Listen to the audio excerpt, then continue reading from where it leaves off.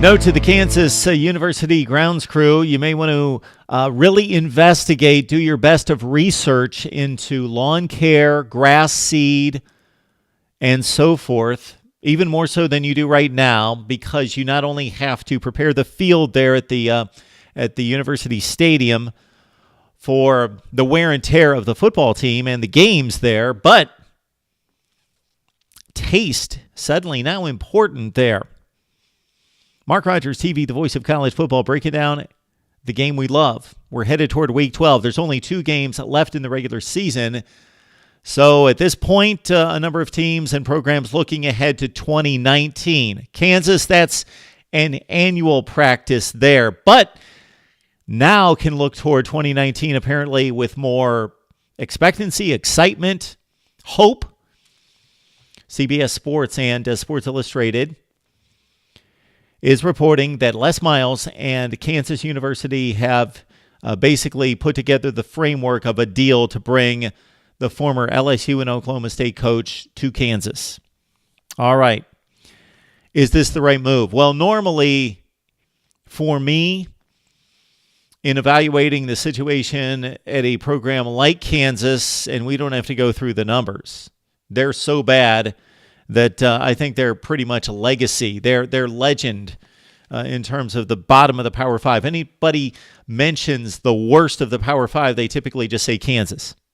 And maybe it's not the bottom of the 65 or 68 Power 5 teams right now, but it's always near the bottom. And they showed some life this season, actually, under David Beatty, but he gets the boot after a 6-40 stay, in which for the longest time their only win in conference was the lone win against Texas a couple years ago, 1-26 coming into this season. They've played a little bit better this season. Again, they've won a few games, but not enough for Beatty to keep his job. So normally I would say for a program like a Kansas and Oregon State, the worst of that particular league, they need to go out and get the hot shot next guy, the 30-something guy who's a diamond in the rough, who's showing the energy, the ingenuity, the inspiration, the growing and developing leadership skills to build the program and to explain and communicate a vision to the administration, to the fan base, but mostly to young 18-year-olds that they have to woo to a bad football program. That's what I would normally say, but I'm going to make an exception here. I'm going to say that Kansas is making the right move. They need a little swag, they need a little attention, and Les Miles will bring that. In addition to eating a little bit of grass, he doesn't scarf up too much, but he just likes to give it a little taste. In addition to that, he will bring a level of credibility to the football program. Now, let's not overstate this. Les Miles is not a great all-time football coach. He's not Nick Saban. He's not Urban Meyer.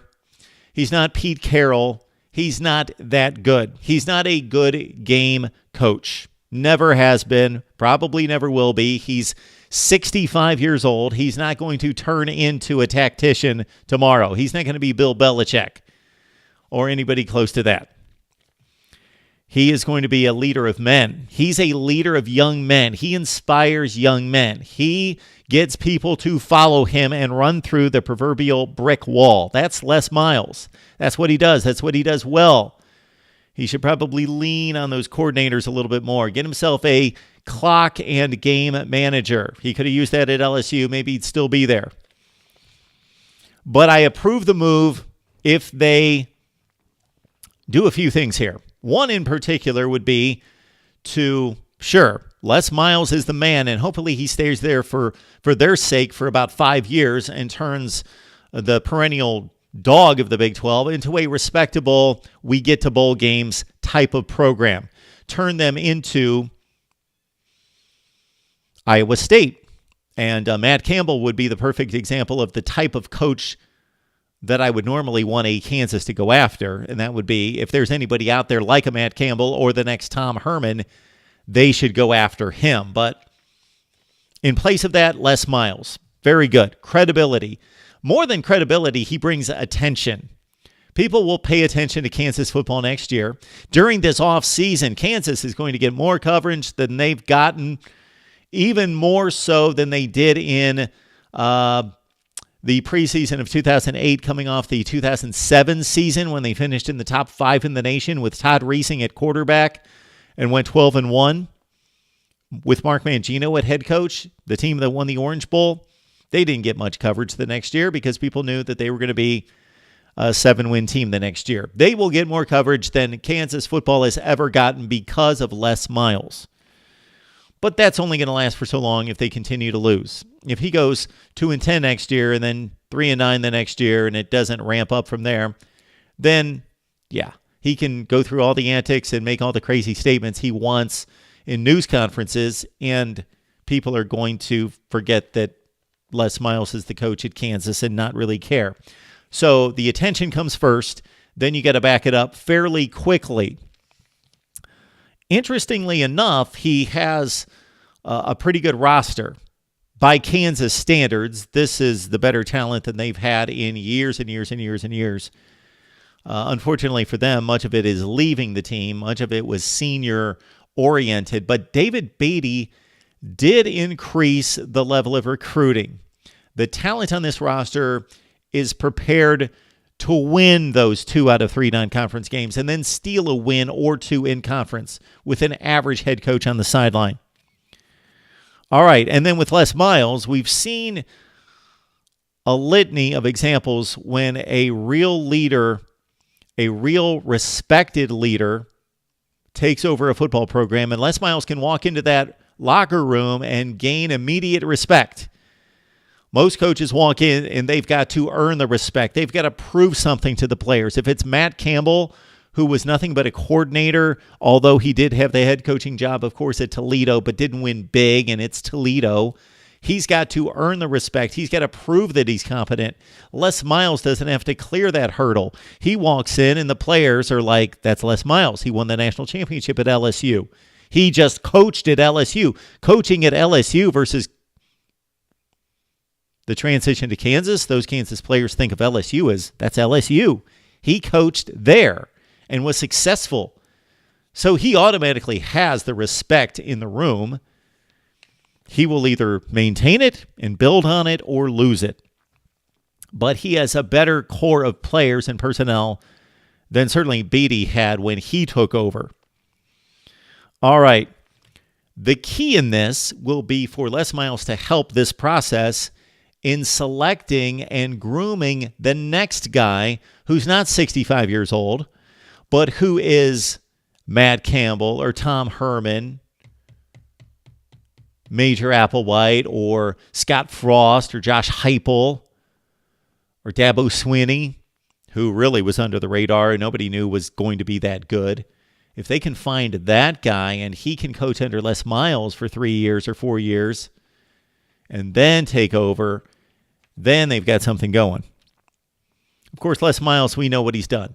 He went to Oklahoma State in 2001, took over a program that had a number of losing seasons, was pretty much lost in the Big Eight at the time during the 1990s. And he took it over and he built a winner. Not an elite team, but a winner, going to bowl games, winning 8 and 9 games. Then he went to LSU, post Nick Saban, took over a tremendous roster that won the national championship in 2003, took it over in 2005, won the national title in 2007, got back there in 2011, overstayed his welcome, still had great recruiting classes. So that's what he can do. So this is going to be the interesting test here is we know that LSU did not recruit at this level that they currently do prior to Nick Saban, and Les Miles continued that. His worst recruiting class was his first, 14th in the nation, and that was hurried by the process of the coaching transition. After that, he was regularly bringing in top 5 recruiting classes.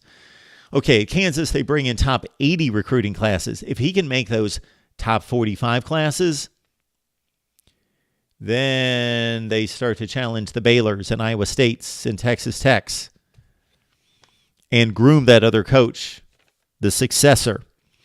We are going to see coaches fired midseason more often. We've seen it a couple times already now with Bobby Petrino at Louisville and now with David Beatty at Kansas. Not just because they were doing a horrible job. In the case of Petrino, the program and this particular team is a train wreck. Beatty actually improved this Kansas team, but it was not to their standards, and they probably saw the opportunity with Les Miles.